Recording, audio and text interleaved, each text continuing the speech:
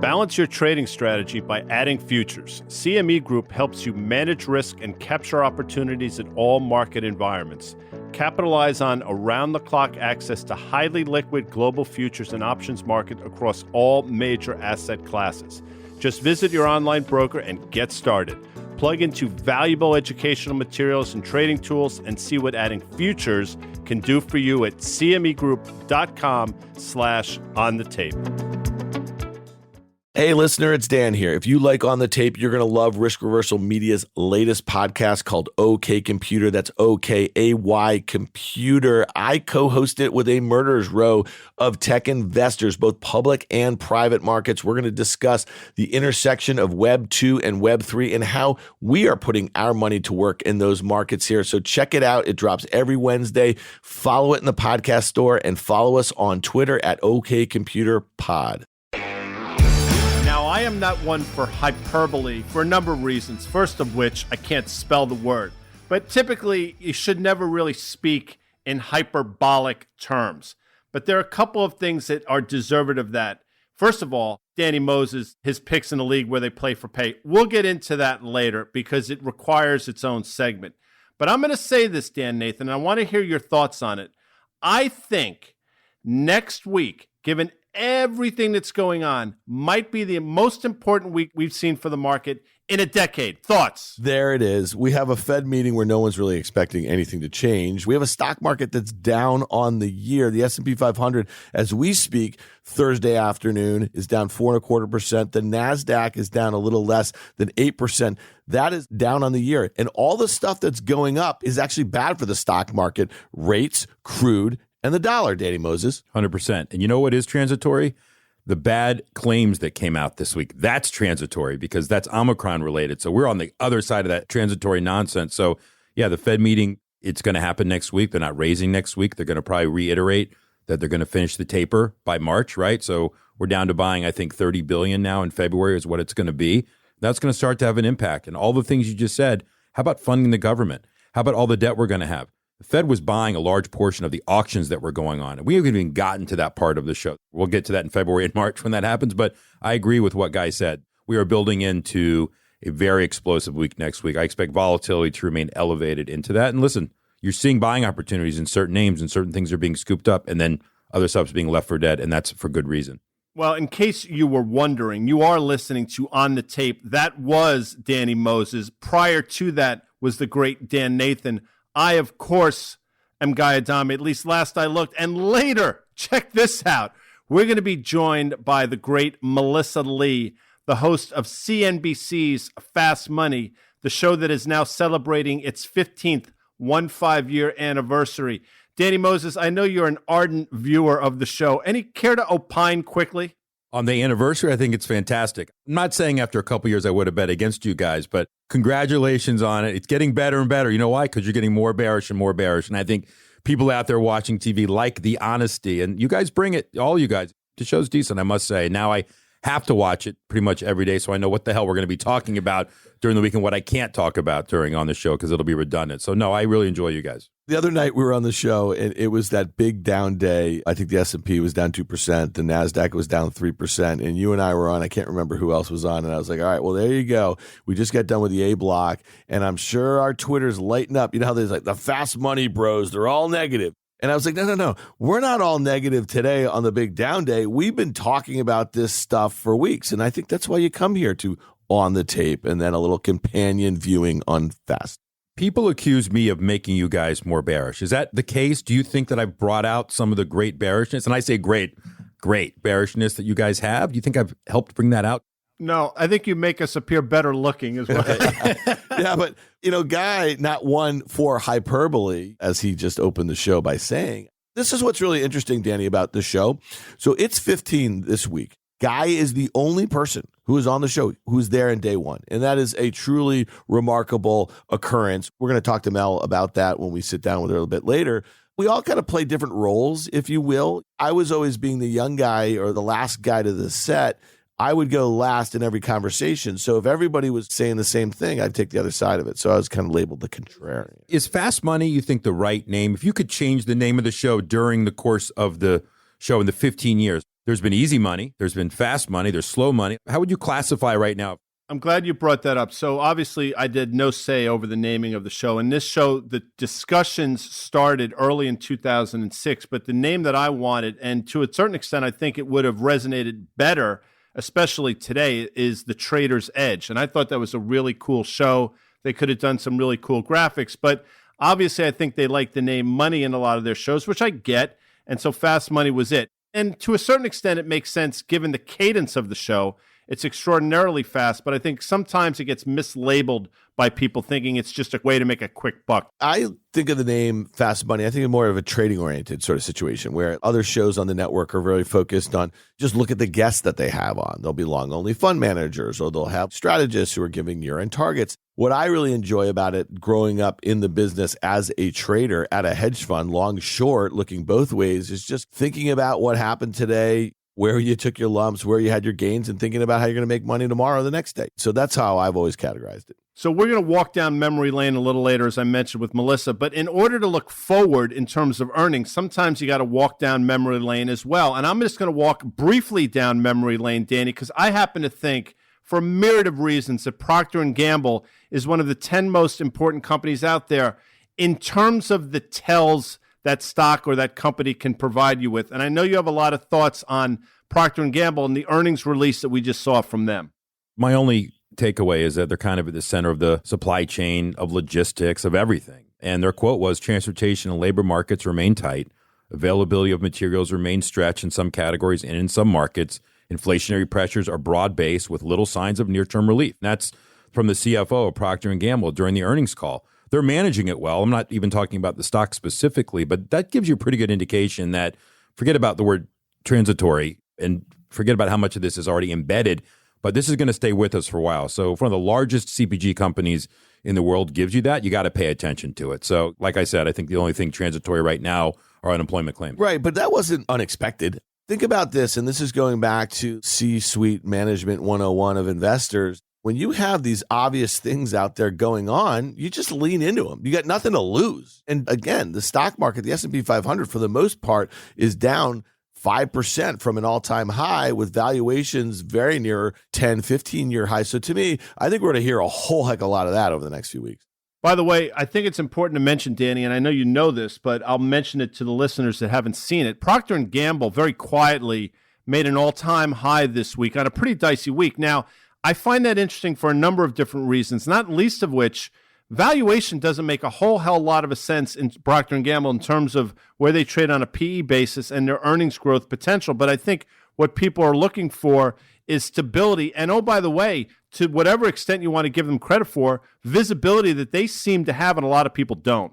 We talked a couple weeks ago about what are companies going to say and will they be conservative? And to Dan's point, it doesn't pay to say things are getting better. But I do believe, Dan, there is a group of investors that were thinking maybe we'll get some type of insight that the ports are getting better. They didn't give you any of that. And I'm not saying they can be conservative as they want, but you didn't give anything to the bulls that want to believe that there's going to be some near-term pressures that are somewhat relieved within the supply chain. That's all I was pointing out there.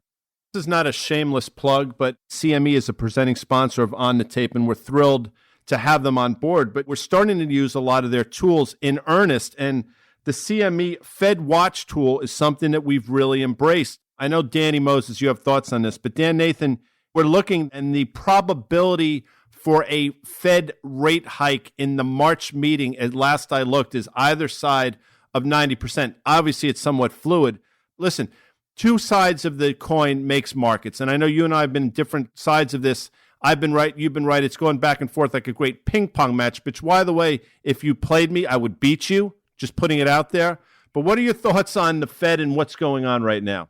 Guy and Danny, you guys have both been really focused on this 2-year. As soon as the Fed signaled that they were going to end their quantitative easing, what did we start to see? We saw the 2-year go from 20 basis points. It doubled, and then it's since doubled again, and it's up a bit more since that. And we were scratching our heads for a bit collectively. Why hasn't the 10-year even gotten back to where it was in March of 2021 when it really was going up for, I guess we would all agree, the right reasons at that point? We weren't thinking about variance, and we were thinking that maybe the economy was improving. And by the end of 2021, we were going to have some sort of normalization about monetary policy. Well, here we are now. And Guy, you've had a great call on the 10-year. to 2%. It almost got there in the last couple of days. But the 2-year front running what the Fed is going to do with Fed funds, to me, we might have seen the peak, I would say, in rates. I don't think rates are going meaningfully higher. I got to tell you, in 2018 and 2019, the Fed funds got to about 2.5%. And that seems like that might be the generational high in Fed funds forever. Why? Because the Fed's balance sheet is now $9 trillion. And I don't believe they're ever going to get an opportunity to meaningfully roll things off. I agree with you on that one, Dan. They've said they're going to try to reduce this balance sheet. There was a great Stevie Ray Vaughan album, Tightrope, if you recall the song. I know Danny Moses knows the songs. Well, they're walking the tightrope right now. The problem is they think they have a net, but they don't. And Danny, this is really interesting. I want you to take some time on this. People then subsequently ask, well, if the Fed is raising rates and it's clear that rates are going higher in the front end, why isn't the U.S. dollar behaving better? And the answer that I give, and I'm curious to your thoughts, it's because it's a relative thing. And by the way, the rest of the world's caught up to this as well. Everybody seems to be combating inflation right now, except maybe the Chinese. So there's two things that came out in the last week, and Bank of Japan and the ECB both said they're not really close to, quote, raising rates. So that kind of why I think you saw the dollar actually move higher the last few days. So it did make sense on that move. Backing up to the Fed for a second, I agree with Dan that around a 1% 2-year, the market's pricing in 3 to 4 rate hikes already. And I'll say it again. The whole idea that they're not going to be reinvesting runoff, something like that, I think is outrageous. I don't think that happens in 22. Take another step back. I do think they will finish taper. I do think there's a 97% probability in the markets that they will raise in March and again in June, at least 2 hikes by that point. That probably does happen. But beyond that, I think we're going to see a slowdown. I think we're already seeing what the impact of potentially tighter financial markets might look like. We're getting glimpses. And why did the market rally this morning? It rallied on worse employment claims was the only reason I could say, yeah, there's some decent earnings out there. But for the most part, you're going to start to rally on that. You're rallying yourself into stagflation. Because if that's a actual thing that's going to start to trend and happen and the economy does start to slow, the Fed is really screwed. And Guy, I got one for you. Ready? I love when you got things for me, please. Because it's one of your favorite actors these days from Yellowstone. Oh. How about Yuri? You remember Yuri? Yuri Gagarin, the great astronaut? No way out. No way out. Dan got one, okay? Right now, that thing where you start to see the face, it's coming through. It's Powell on the face of that thing they're trying to find. Oh, I love that. The picture that they found under the bed of Kevin Costner and Sean Young and Gene Hackman's in that movie. It's funny you mention that. You wonder what goes through actors' brains, right? Because obviously Kevin Costner was in that movie. I love that movie. It was filmed in Georgetown, by the way, to the extent that any of you care. But what I'll say is, in Yellowstone, which is a tremendous series, I encourage you all to go and watch it. In season 3, they introduced Jamie's father, who, by the way, appeared in the movie No Way Out. See the way I'm connecting dots here? Now, Danny Moses, I don't know about your thoughts on that, but I will tell you, I think Kevin Costner is one of those guys that tries to stay true to his buddies out there. Yeah, Powell's here, and then you throw in this whole Russian conflict thing. Dan, you're not getting out of this room today without talking about gold. And you know what? Good for you for having the bullish call on GLD, whatever. Oh, you saw one it. of the 26 shows that you're on during the week. That was unbelievable, okay? Before we get into gold and before we talk about Sean Young, who, by the way, I mean, there was a 5-year window where Sean Young was absolutely killing it. Blade Runner. I'm just saying, No Way Out. I knew I would get Guy going, so. And you're doing a good job. By the way, again, I know a lot of you Yellowstone fans are out there listening to us right now. I happen to know for a fact that Kevin Costner has become a huge On the Tape fan, but that's neither here nor there. I mentioned earnings next week because I do think, listen, earnings are important. I don't know where this expression came from, taken out to the woodshed. Maybe somebody can at me on Twitter, but tech stocks have been taken out to the proverbial woodshed. The question is, for names like Microsoft, not so much Apple, but some of these other names report next week, have they been woodshedded enough where an inline earnings release will get these stocks back on the horse, Dan Nathan? All right, well, listen, Microsoft was down 10% on the year, not something that's happened to that stock in a very long time. They come out and they make an announcement that they're buying a gaming company for $70 billion in cash. I think this stock had a $2.4 trillion market cap at the time. The stock went down 2%. And now it's higher than where it was. So when you think about this company and what they're willing to do and how they're willing to flex into different markets here, they don't seem to be particularly worried. The only thing I'll just say is this, is that I think we've gotten really used to this idea that rates are really low, so we're just expanding the valuation bounds a little bit. I mean, Microsoft's a company that trades at about 33 times fiscal 2022, okay, so the current year, 11 and a half times sales, expected to grow earnings, I don't know, mid-teens with revenue growth of about mid-teens or something like that. By traditional standards, that's really expensive for a stock like this, especially if you think about law of large numbers and this and that or whatever. So I don't find these companies so compelling on a valuation basis. You could say the same thing about Apple, the largest equity on the planet. So I just think there's going to come a time, going to look back, wait, we were willing to pay 30 times for Apple and Microsoft because they really can't grow into those valuations if you think about it. Comes a time when you're drifting, and there comes a time when you settle down, for you Neil Young fans out there. And by the way, I know Danny doesn't care about this, neither does Dan, but I grew up on Neil Young, and I will tell you, as I've said 1,000 times, until you've heard Powderfinger live, Neil Young and Crazy Horse, you haven't lived. I know you're Grateful Dead and Fish and blah, blah, blah, Journey and Nirvana and Pearl Jam and whatever other bands you like, but that, to me, is the pinnacle. So, Danny Moses, I ask you. Hey, my. Yeah, what do you got? Oh, please, I'm begging you, don't do that. I'm just saying, earnings next week. I know you're laser focused on this stuff because earnings matter. I guess my question is the same one I asked Dan. Have these names been taken out to the woodshed enough where an inline release will get them back on the horse, or is that horse left the barn? Well, some of these names are just flight to quality. And if you're going to keep your money in the stock market, we talked about Procter & Gamble before, and let me just say something else on it. That's a 2% dividend yield. No, it's not high, but it's not small. We talked about what people are going to look to own in this type of sell-off, and these are the new, if you want to call them, CPG companies. I'll throw Apple as a CPG company. I'll throw Microsoft as a safe company. Microsoft has proven, I think for the most part, Dan, correct if I'm wrong, their acquisitions, they've been able to integrate these things pretty strongly. So people know there'll be something creative, and or they're moving into a higher growth area, whether the video games coming into the metaverse, whatever they're doing, they're showing that they're going to be on the offense, and people like to see that. So I haven't looked at the full earnings slate for next week, but quality is going to rise to the top for sure. So if you put up a good number and you have a good balance sheet, and you pay a dividend and you're buying back stock and you make money, that's where you want to be in this market. Yeah, well, here's the thing about Apple, okay? We're expecting low single-digit earnings and sales growth for the current fiscal year. Again, it's staged about 30 times here. We know that this is not a software SaaS company with gross margins about 80% or so. They generate a shit ton of cash, and they buy back a shit ton of cash.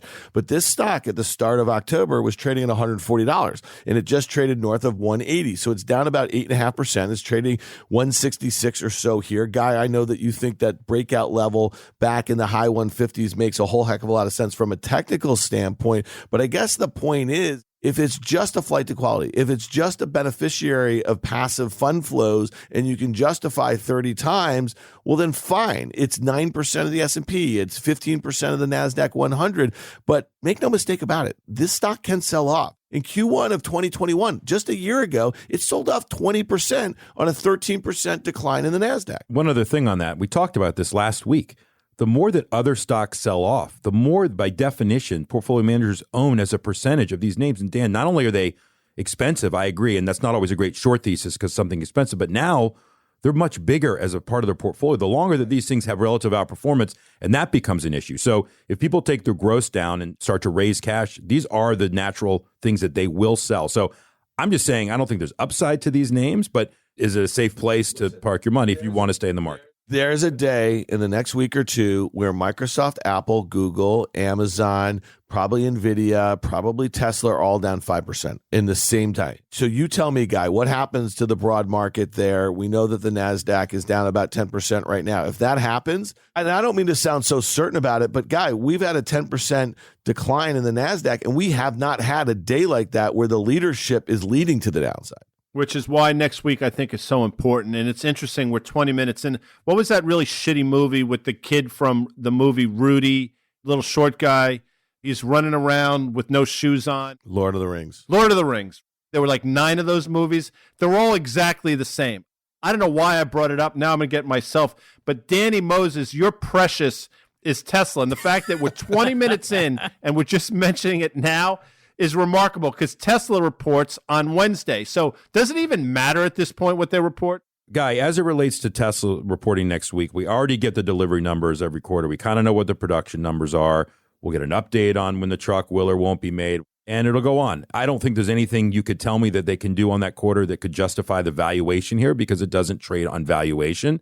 It's still a meme stock, and that's what it is to me. And I said from the very beginning of this sell-off, and even into last year when I thought the market would begin to sell off, I will not believe that we are through the sell-off period until Tesla leads us down. Whether it happens or not, I don't know. But it's too big relative to the other automakers. It's too big relative to the other top 10 names in the S&P for what I believe it is. And it's facing issues at every part of their business. And you can at me all you want. I'll never relent on that, Dan. So, Guy, one thing that's interesting, you just started talking about the Lord of the Rings and the precious, and Tesla is Danny's precious, no doubt about it. But Amazon just announced, they have the studio where they have the TV shows or whatever. They just announced the name of a hotly anticipated series that they are going to have. It's called The Lord of the Rings, Power of the Ring. When did we become a society that has no imagination, that basically is just reliant upon old things, just rehashing old shit? It makes me crazy. Is there no... Wait, Guy, just think about how meta that was. You just said, when did we become the society of old things, rehashing old things? This is what you do all week. You are an old thing, rehashing things about the market all week. I don't even know what meta means. You've said that to me before 100 times. I just gloss over because I don't understand it. If I am meta, then we are all screwed, by the way. Speaking of things that are screwed, look at that segue, Danny Moses. Go with this one. Fixed income ETFs are being exposed. Now, I don't want to make people's eyes glaze over. So, Danny, I'm begging you not to do it. But it's important because there's a duration thing going on here that maybe now the market is starting to understand. And maybe we're in more trouble than people seem to think we are. It normally takes a couple months because most of these are held by retail investors. And they don't look at their fixed income ETFs on a daily basis, even a weekly basis. They get it monthly in their statements. They're going to look and see that some of these fixed income ETFs are starting to get hit. And you would expect flows to come out as the Fed is raising and the yields are going higher. People aren't going to be parking their money in a losing asset potentially. But I think that has potential ramifications. And talked about this before. If you have bank loans in there or fixed income properties, those are meant to be owned for 10, 15, 20 years. You're trading in and out of daily liquidity. So I believe there is a structural issue. It's not illegal. I think it's just a duration mismatch of people looking to get exposure into fixed income and not holding it for a long period of time. So if they're going to start to come out of these things, it will exacerbate. I think you are seeing the impact of some of those flows on yields right now. The same way they were going on the way in, the same way people want to front run the Fed when they're buying assets. I think they're front running Fed on the way out. And I think it's exacerbating some of these moves in yield. So I haven't seen a lot of stuff on it yet, but I believe in the coming weeks we'll start to see a little more about fixed income ETFs, some issues at some of those, and we'll see what happens, especially bank loan ETFs. Yeah, and listen, if you've learned anything over the last year that we've been doing this together is when Danny's spidey senses peak up, you better listen because he's typically right. Now, my spidey senses suck, but they should have peaked up because when Dan Nathan went out and bought the Peloton treadmill, literally, I think to the minute, that was the top in terms of Peloton stock. And you talk about how the mighty have fallen. Well, it happened this week in Peloton because I think, maybe I'm wrong, again, don't at me, but I think it traded below their IPO price, which is amazing if you think about the round turn this stock has done over the last couple of years. Well, it's trading $23.25 at its lows today. It's under $25 as we speak. The IPO price back in September of 2019 was $29. They sold 40 million shares there. Here's the thing, Guy. The one thing, I think Danny brought this up in our chat earlier, they also sold nearly 24 million shares in November, this past November, at $46. So here we are around 25. I will tell you that I did buy that treadmill, but I also returned it when they allowed for, do you know this, Danny? They did a major recall. Yeah, I knew about that. Yeah, of course. I think I returned it when I was $100. Yeah, I give Peloton credit for actually taking in recalls, giving money back and replacing. But let me just compare it to Tesla for a second. So I tweeted on November 5th, and I said, advice for Peloton, because this was the first crack in the armor was when that happened in early November. Advice for Peloton. Start taking deposits on autonomous bikes that will never exist. Talk about the bike's ability to power your home. Ignore product recalls from the U.S. government. Sell bikes to Hertz so they can rent them out. Find option market makers willing to buy calls. See Tesla. That was on November 5th. And so when they raised money on November, I think it was 16th or something like that, I think the stock at that point was 70, on its way to 50. They raised the capital at 46. And look what's happened since then. They have a buy now, pay later aspect to them. Do you remember when they announced the deal with the firm, a buy now, pay later? When I saw that, I started to think, okay, is there market really people that are going to buy Pelotons on layaway? That was a little scary to me at the time. I'm not short it. I haven't been short it. Congrats to all the people out there that have been vocal and short it. But by the way, when meme stocks break, this is exactly what happens. And Dan, you've been all over these stay-at-home stocks. Niedermeyer, dead, everything's dead. This has it all, right? The company's never made money, has a trendy product. I'm not saying it's a bad product. It's good. But now what do you do with the stock? Now what is? They're stopping production. What do you do? I do think it's pretty remarkable how many consumer companies that in 5 years have gone from zero in revenue to $4 billion annually. I'm just saying that's like a legit story, and they do have a great product. I think where the story went a bit haywire is the valuation that was being assigned to the recurring revenue model of, oh, you don't have to buy our expensive hardware. You can just pay $30 a month for our classes and stuff like that. This is a product where there's a huge disconnect between the valuation on the upside. People love the product. Look at the ratings on the product and stuff like that. But it was really, the company was guiding towards what they thought the potential for this non-hardware product revenue was, what the margins were, and their ability to keep those customers. So that's really where the disconnect was. You just described a lot of the dot-coms name in 2000. A lot of them had revenue, but they were never profitable. They were bought on the belief that this thing would emerge, it would eventually grow its way in. AMC has revenue. These are meme stocks. If you took a fresh look, and I always tell people, underwrite the stock at $30, $28, $26, $24, at what point does it become compelling? And the answer is not at all on Peloton. Now, maybe you get to a point where there's a recurring revenue, there's a service aspect of the business. That was the bull case. That was the path to profitability. You're right, and I get it. And if you get to a point where you can actually either separate that out as you're looking at the model, whatever, but I think this will be one of the things we look back 5 years from now and say, what happened in 21 and 22 to the markets? This will be one of the many names, I think, that never deserved to be where it was. And all right. Well, you obviously follow me on Twitter, Danny, because about a couple hours ago, I tweeted a chart since existence from Peloton. I said, when people ask what the tech bubble in the 90s and its subsequent pop in the 2000s was like, well, it was like this, but by the hundreds. I know. I was there, man. I had a front row seat for it just like you, buddy. There sounds to be a little animus here. So I'm going to lighten the mood here. I heard somebody say about "You Don't Bring Me." It made me think of the great Neil Diamond, singer-songwriter. In 1978, he released a song with Barbra Streisand, "You Don't Bring Me Flowers." Danny, do you want to sort of hum a few bars? You don't bring me flowers. You don't sing me love songs. It's outstanding. And I bring that up because you know who's not bringing you flowers anymore? That cat, Adam Aron, who's been selling stock as fast as he can. AMC traded with an 18 handle this week. And oh, by the way, GameStop almost broke triple digits for the first time on the downside. That's after they, by the way, released that news a couple weeks ago about them getting into NFTs or whatever nonsense that they put out. And the stock, I think, traded up north of 150. Well, that round turned as well. What does that mean, Danny Moses? It's bad. And Guy, I'll give you credit. So a couple weeks ago, we were in here. We were talking about GameStop and AMC. On the eve of our podcast, that ridiculous news broke that sent GameStop stock up from 130 to, I think at some point in pre-market or post-market, it was 165, some asinine thing. You got at it on Twitter. I didn't, although I was certainly partners with you in that.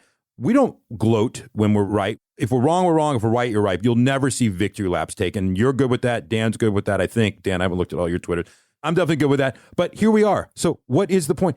Where is this stock going? What is the level where you buy it? You suck people in. You've now lost an entire group of an investor base that gets burnt during that kind of run right there and they're left for dead. And so you're asking me where these stocks are going. I think AMC is going to go to 10, and I think GameStop's going to go back to its original level. Where was it? A year and 2 years ago, $50, $60? Real quickly, though, Guy. So our friend, Jim Chanos of Kinnikos, we like to support our friends, right? So Melissa had this great documentary, and she's been covering this meme stock thing for a while. And she did a doc a few months ago called How the AMC Apes Cracked Wall Street, and it just went on to Peacock. And she tweeted it out, and I retweeted it. And then Jim, you guys all know Jim, at Wall Street Cynic, he comes over the top. He goes, Adam Aron and his fellow AMC executives certainly used the apes for something. And then he posted all of the insiders selling.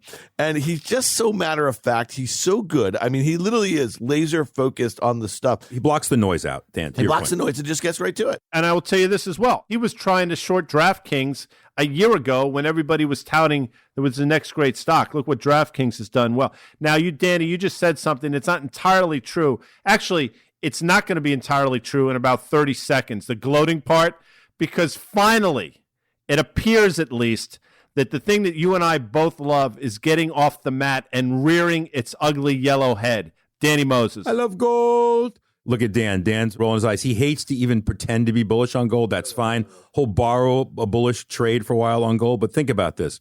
What are the environments that gold should work in? Forget that Bitcoin ever existed. Can we just forget about crypto for a second? A lot of people who own it right now want to forget it ever existed. Gold should work in a hyperinflation market. Gold should work in a deflationary market. Gold should work on geopolitical concerns that are out there.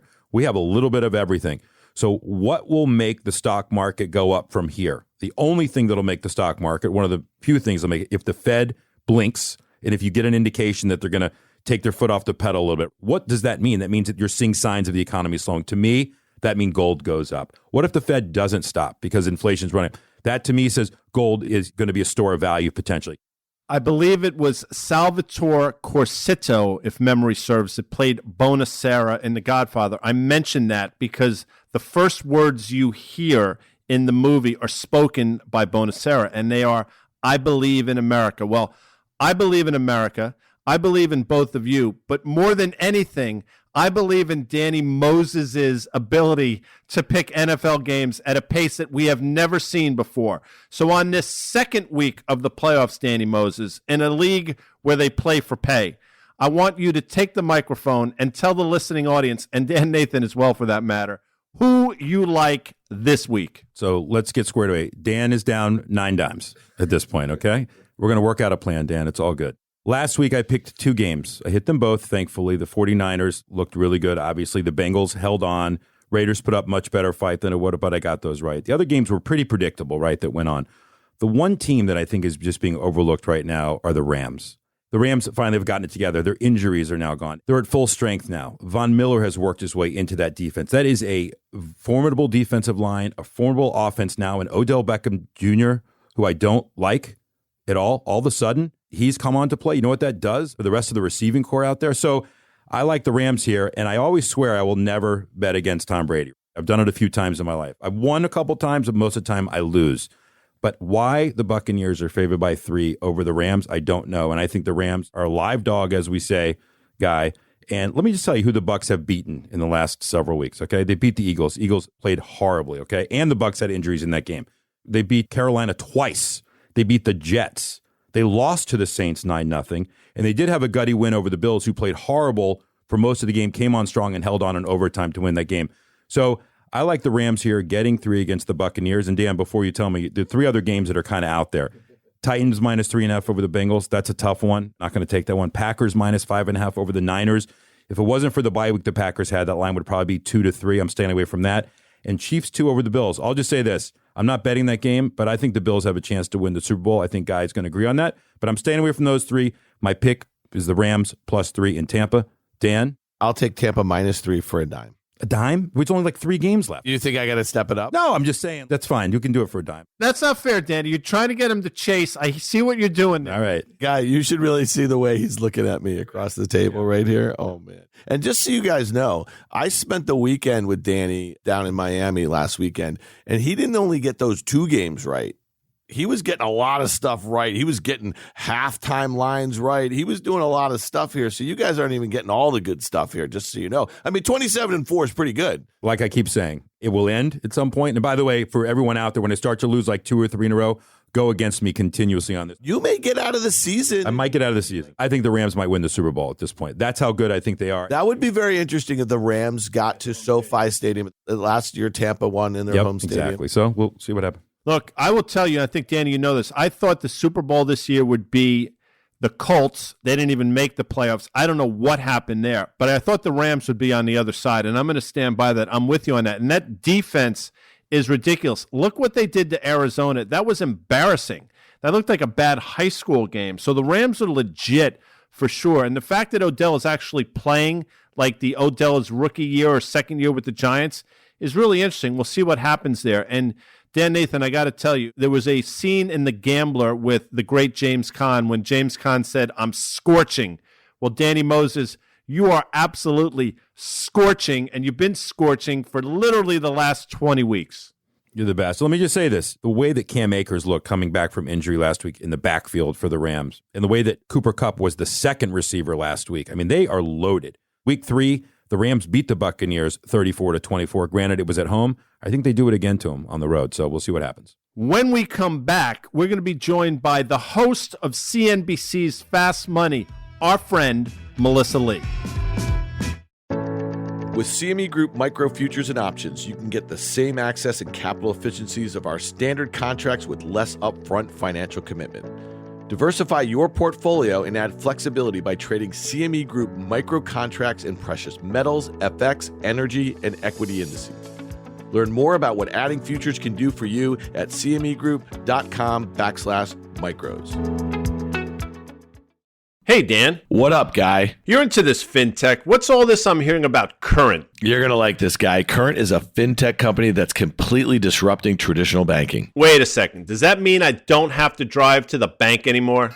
Yeah, exactly. I'm a new Current customer, and I manage all of my finances from one easy-to-use app. Well, I got to get this app, but where can I learn more? It's super easy. Just go to current.com/tape and download the app. That's current.com/tape. Current is a financial technology company, not a bank. Banking services provided by and Visa debit card issued by Choice Financial Group, member FDIC, pursuant to a license from Visa USA Inc., and can be used everywhere Visa debit cards are accepted. On the Tape listeners hear us talk about it all the time. Inflation is raging, and the stock market can't go up in a straight line forever. So as we enter this new year, there's never been a better time to rethink your portfolio mix. And today, one of the smartest investments you can make is to diversify your portfolio with fine art. According to Citi, art significantly outpaced the S&P 500 from 1995 to 2020, which means when the market drops, a well-diversified art portfolio might not. And the Wall Street Journal called the art market one of the hottest on earth. Not to mention, the ultra-wealthy have been diversifying their portfolios with artwork for generations. And now with Masterworks, you can too. Masterworks is democratizing the art market by allowing everyday investors to own a piece of iconic paintings from blue-chip artists like Picasso, Warhol, Banksy at an affordable entry point. So while making art is difficult, investing in it is easier than ever. Even better, Masterworks is giving On the Tape listeners priority access to their newest offerings. Start building an intelligent portfolio today at masterworks.art/tape. That's masterworks.art/tape. See important disclaimers at masterworks.io/disclaimer. In March of 2009, my life was profoundly changed. And it was changed on the back of our following guest. Melissa Lee took over for Dylan Radigan, who had hosted the show for 2 years. And this is not an easy show to host. To the extent that you watch Fast Money, I think you can figure out that being the host of the show requires an inordinate amount of skills, not least of which the ability to sort of corral four unruly at times, mostly men, high testosterone, except for me, highly intelligent people in a coherent, cogent, and timely fashion. And I got to tell you something. I thought Dylan was great at it, but when you came in, Mel, you completely flipped the script. You took that show to levels that I never thought we would get. So I'm thrilled that you're here to celebrate the 15-year anniversary of CNBC's Fast Money. I am honored to celebrate with you two, who have each profoundly changed my life also. Well, Dan in great ways, me not so much, because if I had a nickel, as they say, for every time you've rolled your eyes, I would be like BK, a Bitcoin baller right now. You'd be a nickel baller, but that's for sure. Too many times to count. It's been great. I mean, listen, and I say that sincerely, Mel, there are a handful of people, I think, maybe less than that could have come in and done the work that you did literally on the drop of a dime, because things changed very quickly in 2009. But again, not an easy show, not an easy time during the markets, but you picked it up like you'd been doing it your entire life. And it was completely counter to, I think, the way you were trained as a journalist. I think that I was forced to be on set, to be unscripted, which I was not used to give a little bit of opinion, to show my personality, which I wasn't used to either, and to just sort of go with the flow. And that's no other show on CNBC. At the time, I had filled in on so many other shows, but no other show gives you that kind of training. That's how unique this show is and had been. Yeah, and it's, you say, when I say drop of a dime, that's literally what it was, because I think you got word that you were going to be hosting. You had filled in as a Fast Money host throughout, I want to say, obviously 2009 was early on, but all through 2008, you'd be on and off when Dylan was doing whatever Dylan was doing. But I think you got the word that, hey, things have changed. You were hosting Closing Bell, which at the time was a 3 to 5 show, and they told you, get on a subway and get up to the NASDAQ because you're hosting Fast Money, sister. Basically, I got word via, I think it was email, that Dylan was not going to be hosting. I didn't know what the circumstances were at that moment, and I needed to get to the NASDAQ right after the 3 o'clock hour. And so whether it be by taxi or subway, so I was like, I'm going to take the subway because that's the fastest. I was really nervous, and I couldn't even look at the rundown because in those days, the rundowns were locked to only the show staff, and I wasn't officially show staff yet. So I couldn't look at the rundown in advance either. And then I'd spent 20 minutes on the subway getting there and had no idea what I was going to be talking about in about a half an hour, and no idea that from that day on, I would be hosting the show. So Mel, obviously we knew each other, and I've told the story before, but the first time in my recollection that we met was at, I want to say it was a New York Public Library, but it might have been the Met. It was some CNBC event. You were hanging out, drinking brown water with Mary Thompson, who, by the way, we should get Mary on this podcast because she is hysterical.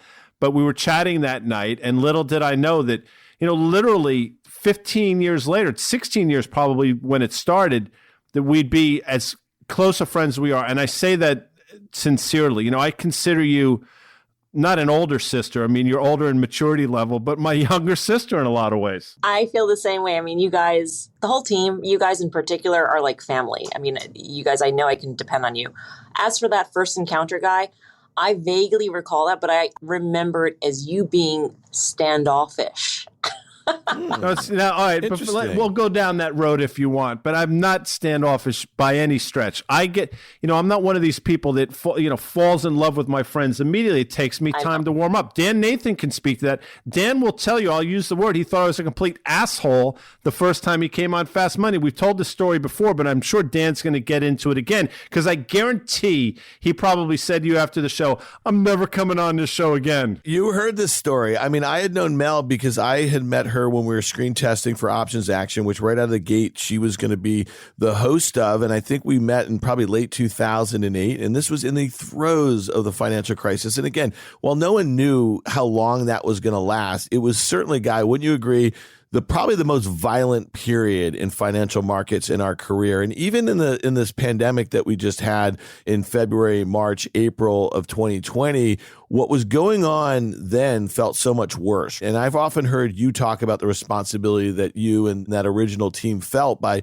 going on that set and really talking to a lot of viewers who never watched CNBC. But because it was a financial crisis, that was the place to be. And I think what's interesting about this pandemic that we just had is that a lot of people who were exposed to markets or were worried about their jobs, they were watching probably broader news organizations that were focused more on the health conditions. And that's what I think is really unique about this. But going back to you being a dick guy. Wait, whoa. Are you allowed to say that? Yeah, do we get sanctioned for saying that? Guy, just as you recall, it's our podcast. We can say whatever the heck we want. So the point was, I met Mel and we were doing Options Action, and I started doing it in April of 2009, and she was a pro. And to your point, Mel, that show was not particularly free form. It was well scripted. And so I was just amazed watching you. You were like a different person on Fast Money. You had to corral. It was like kind of herding cats. You had to kind of slow people down. You had to kind of move people around. And it was a lot of fun. But I went on that show once. It was May of 2009.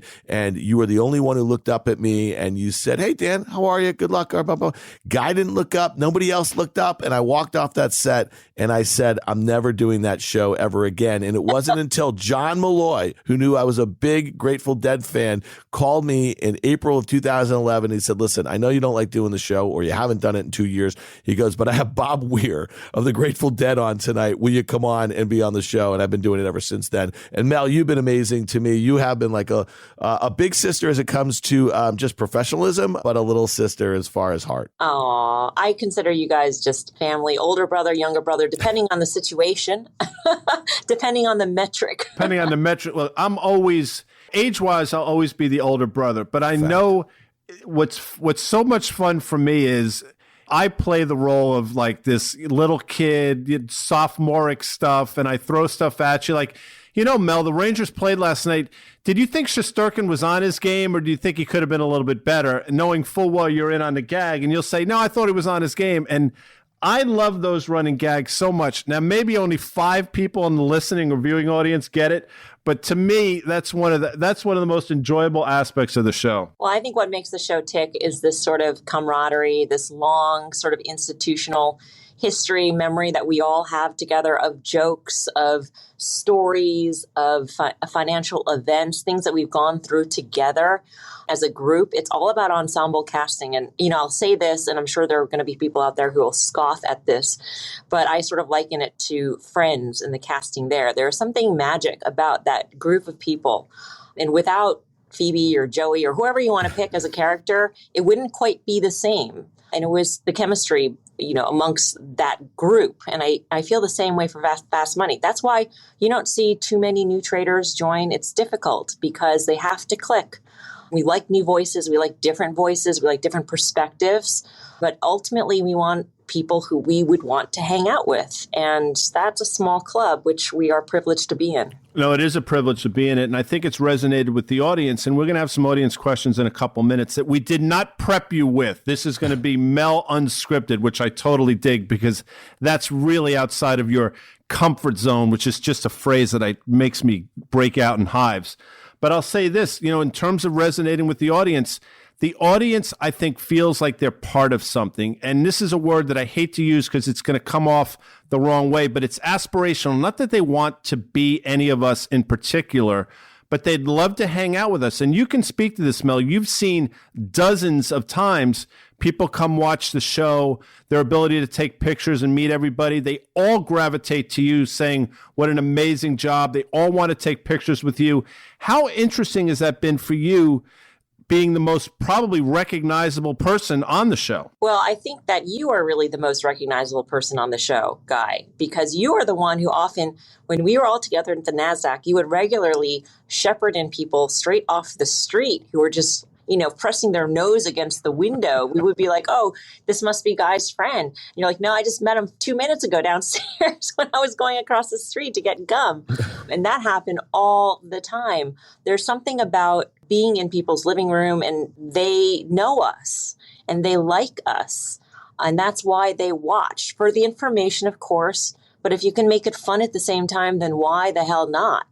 And I think that's what we've provided. Yeah, well, Mel, speak for yourself. They like us. Max Myers, the longtime producer of the show and good friend of all of ours, he once said to me, he called me up one day, it's like 5 or 6 years ago. He said, I got some good news and I got some bad news. Either way, you're going to enjoy it. He's like, we just did some focus groups on all the panelists on Fast Money. And he said, the good news is, you're still doing the show. The bad news is that you are literally the most disliked person of all the panelists on the show. And he goes, but it's also good because we need people that they love, the viewers, and we need people that they hate. And in the middle, you just don't want to be here. So it's good that we have the person most loved on the show. That would be you, Guy, and then the person most hated. And then Mel, I got to tell you, you know this, you see it on Twitter. I hear it from people who come up to me. The first question always about our show is about Melissa Lee. And I really do believe, Guy, that inordinate amount of the people who watch the show watch because of her. Oh, I agree with that 100%. And as I said, as I started this, there are literally a handful of people, and it's probably less than that have could come in and done the show as seamlessly as you had, Mel, but then have grown with it. Because, if you think about it, this show has grown over the years. It's evolved. It's had to, because the markets have evolved. And think about what's happened to us the last couple of years. We've all had to learn to do this show remotely. There have been a lot of twists and turns along the way. But I'll ask you this question because, I get this a lot as well. How much of a responsibility do you feel you have hosting this show? Because words have meaning. And, we might look like we're goofing around at times, but I think we all collectively take the show extraordinarily seriously. I think we all have the sense that we have a tremendous responsibility in how we talk about issues and how we talk about stocks, because people are tuning in to listen to what you guys have to say and then deciding what to do with their money afterward. And we are cognizant of that. When Fast Money was created, it sort of flipped the script a little bit. It was a brand new show. It came after Mad Money with Jim Cramer. Jim absolutely trailblazed in terms of this kind of show format. And we took it to a different level in terms of having 4 professional traders talk about what they do. But at the same time, we knew over time that the beauty of that is that you have retail investors who want to know what the professionals are doing. And so we need to talk to them. And so we have to think about how we talk to them, the tones we use, the language that we use. We can move stocks in the aftermarket session, and we are all aware of that. So there's tremendous responsibility with what we do. Absolutely. I've always felt that as well. And, Karen put out a tweet earlier this week talking about her 15 years on the show. And effectively, in my mind, she's an original without question. And she said how she never thought she'd be on television, but, how much she's come to love the people on the show. And I think, look, I know you feel the same way, but my question to you is, how important for you, I mean, we're a bunch of meatheads by and large, but how important is to have somebody like Karen that, you guys are literally extraordinarily close. I think you are like sisters. You have a sister. She has a couple sisters, but in a lot of ways, you've become sisters. Speak to that relationship. I think for me, it was very important. When I first joined this show and was made the permanent anchor, Karen was one of the first traders to reach out to me, and we went out and had drinks. And I was so nervous because Karen is so smart that it's to the point where it's intimidating if you don't know her well and you don't realize that she's really the most down-to-earth, sweetest, nicest, most generous person on the face of the planet. And I came to realize that. But I was nervous going in. I hope she listens to this. I don't know if I ever told her that, but she has really helped me along the way. She has been a role model in terms of having a career and being a mother. She has been a role model in terms of, being a woman operating in a man's world.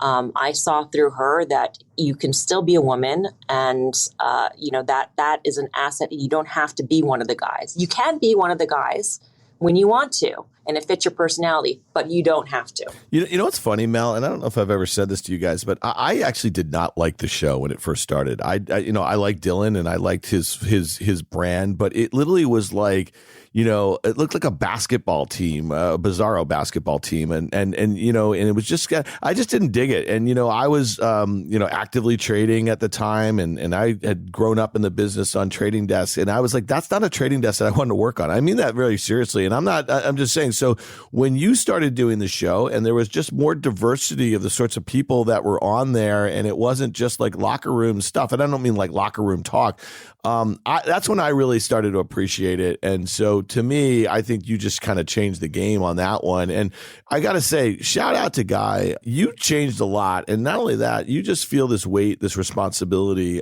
You are a steward of this brand. You were the first guy. You were the only guy left who was on that original group. And you've really changed with the group. You've been so welcoming. I got to say, something happened to you over the years because you've been really welcoming to all the people, all the guests, that have come on. And the rapport that you and Mel have, the show would not be the same. The show is not the same when you're not on, Guy, just so you know. Well, I'd like to think that I've been the same person, but I understand what you're saying. And I think it's important. Like, I do feel that responsibility. And, when people come up to us, I think we all do a great job of this. Their time is as important as our time. So when people take time out of their day to come say hi, there's a responsibility to engage and to say thank you and to have a humility about it, because once you forget that, it's over. And I'm always amazed at how impactful this show's been on people. And as you said earlier, Mel's got such a big part. You are the quintessential part of that. And you talked about sort of it being a bro fest. When in the early days of Fast Money, it was 5 really big dudes, and it did resemble sort of an NFL locker room without question. But again, we evolved, I think, and we've evolved hopefully for the better, and hopefully I have as well. So we have a couple of audience questions, but just before we get to the Mel, and one of the questions is probably going to be on this topic, but the last couple of years have been challenging for everyone. But think about this. You have 2 very young kids at home. You're managing this career. I mean, I'm curious as to how you've been able to deal with that literally for the last 2 years. It has to be difficult. I think like anybody else, you just take it one day at a time. And thankfully, I have a job which I absolutely love. I can't imagine trying to balance all of that with a job that you don't like or you're not engaged with. But I'm fortunate that even for 13 years later, I am still just as engaged with the show. And I'm a believer in what the show can still be. We're not done evolving. We will continue to evolve. That's the only way that we can go forward for another I'm going to say 15 guy. I don't know if he'll be around, but I'll be in my late 90s by then. I mean, the clock is ticking on me without question. I mean, I'm on the wrong side of middle age. But listen, that's neither here nor there. We got some audience questions, Mel, and I'm going to start, and I know Dan has a couple as well. This comes from one of the producers of Fast Money. What is the hardest part of being on television every day? By the way, excellent show, crack staff back in EC, Mel. Well, first of all, we do have an absolute crack staff in Englewood Cliffs. They are clever, they are also engaged, and they love the show with a passion. So thank you to the staff who I know are listening to this podcast. I think the hardest thing is to always think about a new storyline for the markets and to make it just as engaging as the day before. You might walk off and, the S&P's close and it's virtually unch. And so you think to yourself, well, what do you do on a day when the markets are unchanged? And you got to find that interesting story because there's always something good out there. And I think that's challenging. I sort of love those days because it gives you sort of the freedom to be creative about what you do, to do topics or single stock stories that you might not otherwise. I mean, how many times can we talk about the Fed and rising rates? I love those stories too, but 3 days in a row, 4 days in a row, that's enough. So, I think that's the hardest, to always try and find something new and different that will be engaging for the audience. All right, Mel, here's one. What's the hardest and most exhausting thing between having multiple markets and turmoil shows or raising twins? And I'm coming to you. That's not from me. I am a twin. My mother has 2 sets of twins. Karen, so that's a good question. We got a little twin thing going here. I think that it is harder being a mom of twins. Right answer. And even on the days when I'm doing Squawk Box, a show in the middle of the day and a show at the end of the day, at least on the days like that, I just focus on work. Most other days, you're trying to balance everything else. And so it's always difficult. And moms out there will understand. You always feel guilty because you always think you could spend more time with your kids instead of your career and how selfish you're being. But I think that's a struggle. This is from Cassius Cuvée, who and by the way, is going to be on our show in a couple of weeks. And this is an interesting question. When did Fast Money decide to become the most fun and entertaining show in finance? Was it like that from the beginning, or did it sort of develop over time? So let me quickly answer this. One of the first things I said when we were talking about the show late 2005 and early 2006 is you want to make this a show that people turn the volume up for, and you want to make it fun and accessible for people. So I've never thought we were splitting the atom. God knows I'm not that smart in the first place. But you want it to be a fun show. Being fun and being entertaining doesn't necessarily mean you're not being smart. They're not mutually exclusive. And Mel, I think you realized that really early on. You had to. I think when you take yourself too seriously, that's when all fun gets sucked out of the room and you hear the TVs turning off across the country. If you're not having fun, I feel like if I'm not having fun and I'm not engaged, then nobody else is. So why not make it fun? Because we're going to deliver the information too. And I do think that from the inception, you have a 5 o'clock show. There's no real reason to tune on Fast Money. It's not an opening bell show. It's not pre-market. It's not right at the close of trading. It's 5 o'clock when you could be doing loads of other things in your own personal life. And yet people decide to tune into Fast Money. And so you got to give them a reason. And that reason has got to be entertainment plus information. All right, here's one. And we can kind of narrow it down to present company. But this is from Robert Smith. He says, was there ever a time when you actually got mad at a desk or panelist? How did you handle it? I think that the only time that I really got mad was when somebody brought back the guest. And I actually don't think that either of you have done that. I feel like it's right, Guy, you gotta for those playing our home games, when we have guests on and when Melissa says goodbye to the guest and she's quite emphatic about her goodbyes, the unwritten law, or maybe it's written somewhere that I'm just not aware of, is do not ask that person another question. Do not bring back the guest. And I will tell you, I'm not a rule follower, but that is a rule that I have followed from day one. So I know who's done that a number of times. I'm not going to cast blame here, but I think if you watch Fast Money often enough, you know. And that definitely twerks Mel in a big way, which, by the way, I think is sort of funny. Yeah, just, I've never done it too. And just how it goes is you have the 3-4 minute conversation, the whole desk plays, and then Mel says, well, thanks, I hope you come back. And then, she'll go like, say Tim, and I'm just using Tim as an example, but I'm not saying that he does this. And then Tim will say, I wanted to ask such and such, this and that. And the person's literally still there. The camera's not on him. So that's when Mel gives a big old fashioned eye roll over towards Guy's way. I've seen it before. It's kind of pierced my skin on the way over to Guy. They're soul-piercing stares that you never. It's sort of, what's that in Greek mythology? Medusa. You don't want to look in the eyes of Medusa lest you be turned to stone, which, by the way, is a great ELO song. Well, so far I have not been turned to stone. Here's a question for you, Mel. I dig this one, by the way. What percentage of Guy's references do you get versus wonder what the hell is he talking about? I think I get 15%. You get 15%. So 15 out of every 100 you get, and the other 85 are just sort of. I asked you what you're talking about because I feel like if I don't know, there's a chance that a lot of other people are in my shoes. Is it frustrating that at times that I'm just talking about an audience of like 8 people and it doesn't bother me at all? No, I accept it. I mean, why fight what you can't change? That's so true. At this point, I'm probably only getting worse. Now, a part of that question was, and I think I know the answer to this, do you miss being in the studio with, the 4 of us, whatever those 4 are every night? 100%. It's just not the same. We were talking before about the chemistry of the show and how it's all of us interacting, and it's very difficult to imagine, it's basically like having the Zoom conversation for an hour every night. It's just not the same. It's just not the same, and I can't believe it's gone on this long. But I do have to say that if it were not for the camaraderie and the chemistry that we had developed over time prior to the pandemic, I don't know if the show could have been even a glimmer of its old self. All right, Mel, here's one, and it's about me, and I'd love to hear your answer on this. How much do I love Dan Nathan? No, it's very simple. It's why is Dan so salty? Why does the sun rise? All right, we can just leave it at that. So one of the questions we just got, there are a lot of games we play on CNBC's Fast Money. I love them all, and I've actually coined a few of them, by the way. I'll just have the audience know. But Would You Rather is sort of up there in the pantheon or the Parthenon of all the games. Is there a certain game that you like more than others that we play? Like when you look at the rundown and you see we're going to play that game tonight, do you get excited? I get excited for all games. I do like Trade It or Fade It. And Would You Rather, while it is a game, it is not a planned game, and oftentimes it is a spontaneous one that I invoke whenever I want. This sort of goes under the goodbye the guest. This sort of gets you, but you have no control over this at this point. There are certain people that Would You Rather. Now, I know Karen has free reign to do whatever the hell she wants, understandably so. She's earned that. But there are times when people go down a route on their own.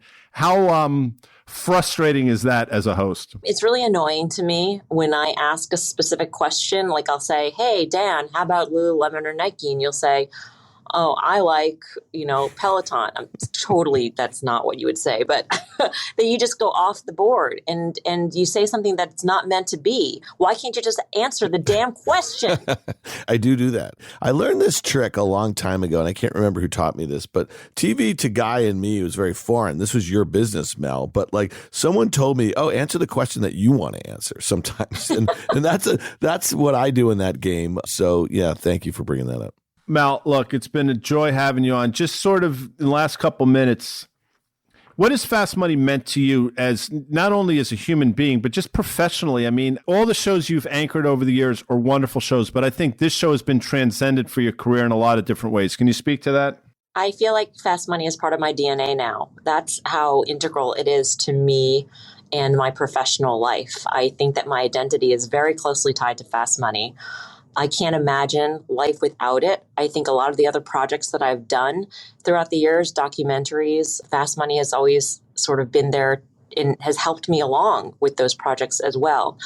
It's sort of like, I don't want to say husband because my husband might listen to this, but it's that important. It's that important. You guys have been that important in my life. It's a warm blanket on a cold February night, and each night is a cold February night, and it's been that way. Listen, there is no fast money without Melissa Lee, and we've made it 15 years. I'd love to be able to say we're going to make it another 15, but regardless, I don't think anybody could have foreseen the run we've had, and it falls squarely on your not broad shoulders physically, but broad shoulders metaphorically. It has been an honor to be at the helm, and thank you guys for making it all happen.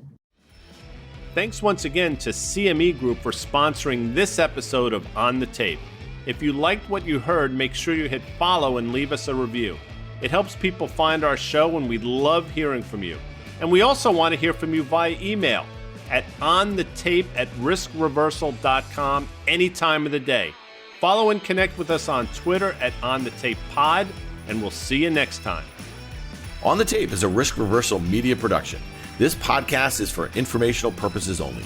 All opinions expressed by me, Dan Nathan, Guy Adami, Danny Moses, and any other participants are solely our opinions and should not be relied upon for specific investment decisions.